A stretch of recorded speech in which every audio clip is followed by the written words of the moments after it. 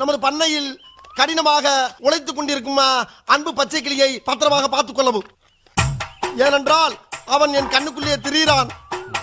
அதுபோக அவன் மாடு மேய்க்கும் போது அவனுக்கு வெயிலில் நடக்க விடாமல் அவனுக்கு ஒரு புல்லட்டு வாங்கி கொடுத்து, பேண்ட் செட்டும் வாங்கி கொடுத்து, ஒரு தொப்பியும் வாங்கி கொடுத்து போட்டிருக்காருயா.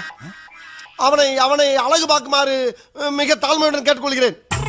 அதுபோக அவனை கயிற்று கட்டில் போட்டு வெளியில் படுக்க விடாமல் ஒரு பஞ்சுமத்தை வாங்கி கொடுத்து அவனுக்கு ரூம்பு போட்டு ஏசி போட்டு தருமாறு கேட்டுக்கொள்கிறேன். இவ்வளவும் போக ஒரு முக்கிய குறிப்பு, நமது குடும்பத்துக்காக கடினமாக உழைத்துக் கொண்டிருக்கும் அந்த ஒப்பற்ற ஜீவனை நாம் பத்திரமாக பார்த்துக் கொள்ள வேண்டும்.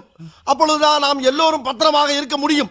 ஏண்டா மொத்தமே 4 வரி தான் இருக்கு. 4 வரி தான், ஆனா கூட்டெழுத்துல எழுதியிருக்காரு அவரு. கூட்டெழுத்தா? அதுடா கூட்டெழுத்து. நான் படிச்சிருக்கல கூட்டெழுத்து. அந்த டீச்சர்ட்ட அப்படிதான் எழுதிருப்பாங்க. கேளுங்க. என்ன அப்படி பாக்குறீங்க?